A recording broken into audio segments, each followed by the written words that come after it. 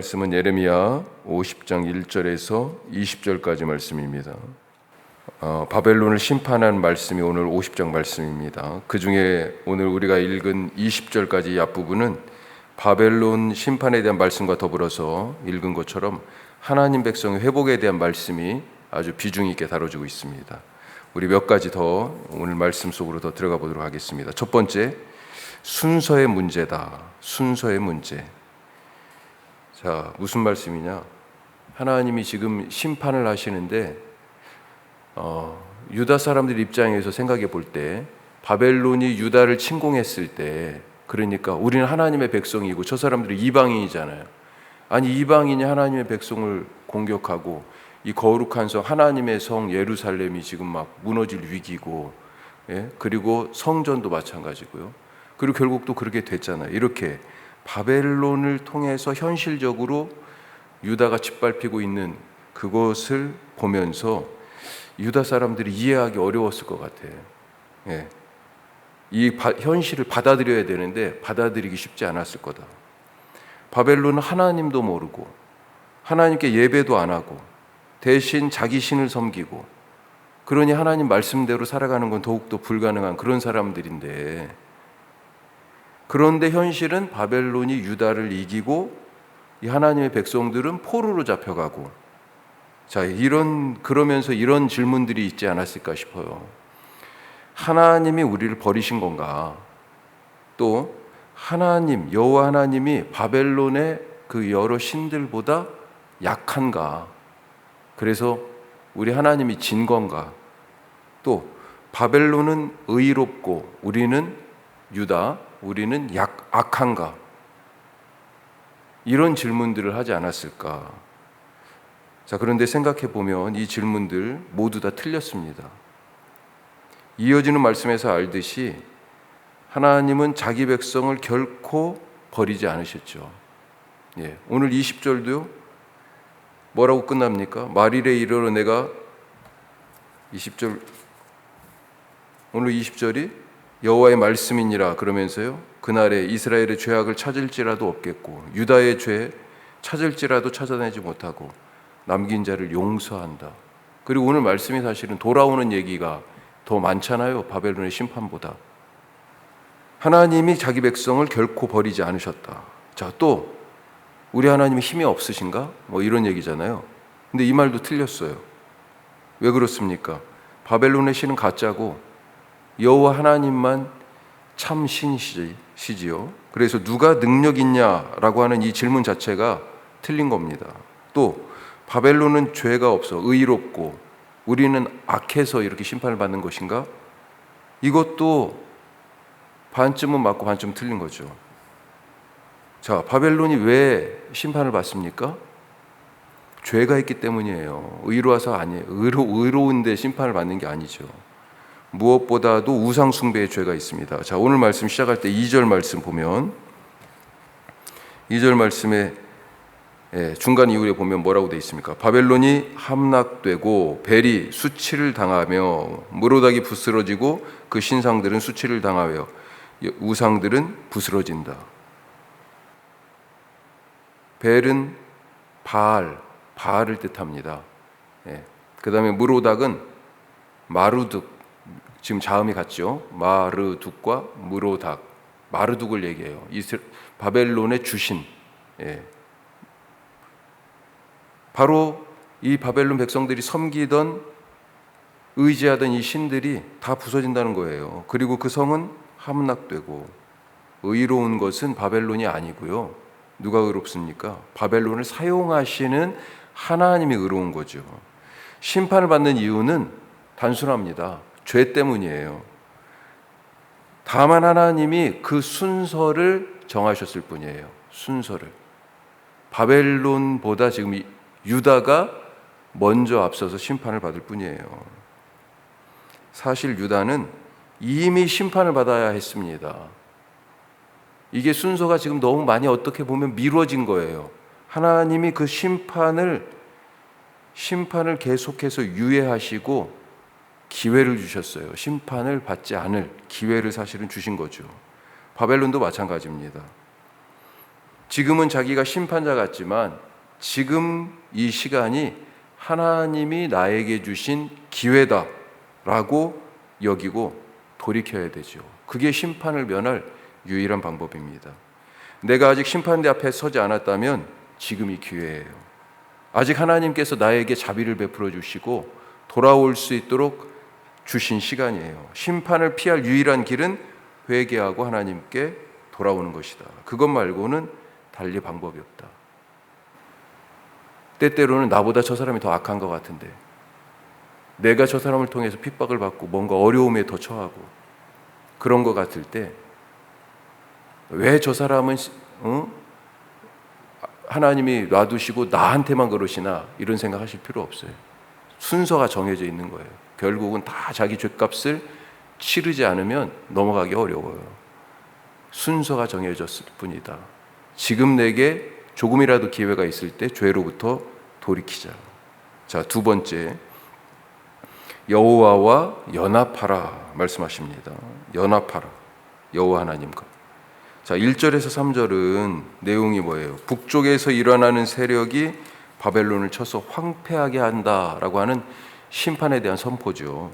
자, 그리고 건너뛰어서 11절에서 16절은 그 심판이 얼마나 처절한지, 철저한지 그 처참한 내용을 보여주고 계십니다. 자, 그 사이에 뭐가 있어요? 하나님 백성의 회복에 대한 말씀이 있어요.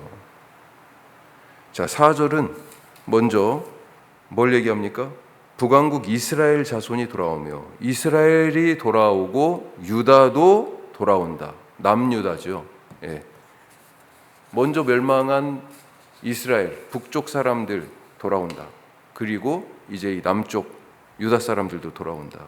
자, 이들이 울면서 돌아옵니다. 그러면서 여호와께 구한다고 돼 있어요. 자, 뭘 구합니까? 5절 말씀이죠. 5절 같이 읽습니다.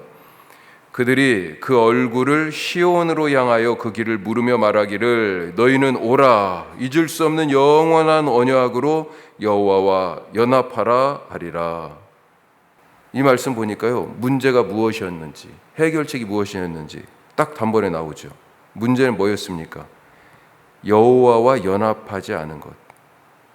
그래서 길을 잃었어요. 그래서 시온을 향하여 어디냐? 이제 우리 하나님하고 함께 살아야 되는데 하나님과 함께하지 않았던 곳이 문제였습니다. 하나님이 말씀으로 이렇게 살라라고 가르쳐 주셨는데 그 말씀대로 살지 않은 것이 문제였어요. 함께하지 않은 것이. 똑같이 해결책이 뭡니까? 여호와 하나님과 연합하는 거죠. 그 잊을 수 없는 영원한 언약, 그 말씀 안에 머물러 살면서 여호와 하나님과 함께하는 것, 연합하는 것. 왜 함께하지 못했었을까요? 믿지 않았기 때문입니다. 여호와 하나님을 못 믿으니까 떠난 거죠. 믿지 않은 자들, 예수님이 뭐라고 얘기해요? 이미 심판을 받은 것이다. 이렇게 말씀하세요. 요한복음 3장 18절 말씀이죠. 그를 믿는 자는 심판을 받지 아니하는 것이요 믿지 아니하는 자는 하나님의 독생자의 이름을 믿지 아니함으로 벌써 심판을 받은 것이니라. 믿지 않으니 이미 심판을 받은 거나 다름없어요. 믿지 않으니 여호와 하나님 말씀대로 살 수도 없고 하나님과 함께하지 않습니다. 그래서 결국은 길을 잃어버린 거예요. 자, 이렇게 돌아오는 백성들은 시온으로 가는 길이 어디냐라고 지금 묻고 있습니다. 왜 그렇다고요? 길을 잃어버렸기 때문에. 자, 17절 말씀이 바로 그거죠. 길 잃었다고 얘기하잖아요. 이스라엘은 흩어진 양이라 사자들이 그를 따르는도다. 그러니까 지금 사자가 이 양을 잡아먹으려고 막 무리가 이렇게 양떼가 무리가 있어야 사자도 함부로 공격을 못하고 또 목자가 지키고 있잖아요. 그런데 목자도 없고 이 양떼는 지금 뿔뿔이 흩어졌어요. 그래가지고 먼저는 아수르가 잡아먹고 그 다음에는요 바벨론의 느부갓네살이 잡아먹는다. 뼈를 꺾는다 그랬어요. 뼈채 그냥 다 뼈가 부서지게 지금 잡아먹는 거죠. 왜 이렇게 길을 잃고 잡아먹겠어요? 왜 뿔뿔이 양떼가 흩어졌습니까? 그 문제가 어디에 있어요? 오늘 세 번째 말씀, 목자의 문제다. 목자의 문제. 이 영적 위기, 삶의 위기, 잘못 인도하는 자가 잘못됐다는 거죠. 목자의 문제. 6절 말씀입니다. 자, 이 흩어진 양떼에 대한 얘기가 앞뒤로 나오는 거예요. 6절 같이 읽습니다. 내 백성은 잃어버린 양떼로다. 그 목자들이 그들을 곁길로 가게 하여 산으로 돌이키게 하였으므로 그들이 산에서 언덕으로 돌아다니며 쉴 곳을 잊었도다. 곁길로 가서 산으로 갔다. 여기 갈 길이 아니라는 건데 여기로 갔다는 겁니다. 이 산에 높은 곳, 사실은 높은 곳이라고 되어 있는데 문자적으로는 우리는 산당이라고 많이 번역해놨어요. 산당. 이 백성들이 어디로 갔어요? 산의 높은 곳, 산당으로 갔어요. 우상 숭배하기 위한 거죠. 그동안에 그걸 가지고 이스라엘 역사 내내 하나님이 얼마나 그러지 말라고 말씀하셨어요. 잃어버린 양떼들, 가야 할 길이 아닌, 시온이 아닌 산당으로 가버렸어요. 곁길로 갔습니다. 그래서 잡아먹혔어요. 왜요? 목자들 때문이라고. 그 목자들이 곁길로 가게 했다고 말씀하잖아요. 예레미야가 계속해서 선포하는 것이 바로 성전주의자들인 제사장들, 거짓말로 평화를 외치는 선지자들, 그들에 대한 고발이었고, 또 그 말을 따르는 왕, 바로 그 권력자들에 대하여 얘기하지 않았습니까? 지금 너희들이 문제라고. 이 시대 한국교회가 거룩함을 잃고 그 부흥의 기세가 확 꺾여가지고, 더군다나 코로나 지나면서 완전히 이제 꺾였어요. 그래서 쇠퇴하고 교회가 사회보다 더 빨리 노령화되고 있어요. 왜 그렇습니까? 젊은이들이 없으니까요. 점점 빠져나가고, 있던 젊은이들도 오지 않죠. 이단들이 양떼를 잡아먹고, 좋은 먹잇감이에요 지금 이단들에. 한국 교회는 흔들리는데 이단들은 오히려 부흥하고 있어요. 사회에서는 어떤 영향력도 미치지 못하는 그런 집단이 된 것이 가장 큰 책임이 바로 목자들에게 있죠. 한국 교회와 우리 교회 모두 다 예수님을 닮은 선한 목자들이 잘 세워지기를 우리가 기도할 수 있길 바랍니다. 기도하겠습니다. 오늘 우리 세 가지 말씀 나눴습니다. 내가 어려움에 처할 때 왜 저 사람은 괜찮지? 나보다 더 악한 것 같은데. 그건 상관하지 마세요. 하나님이 알아서 하실 거예요. 유다 사람들은 바벨론이 자기들을 칠 때 우리는 하나님의 백성인데 왜 우리가 이런 고생을 하나? 이런 심판을 받는 자리에 있어야 되나? 순서의 문제예요. 죄를 해결하지 않으면 결국은 다 하나님의 심판대 앞에 섭니다.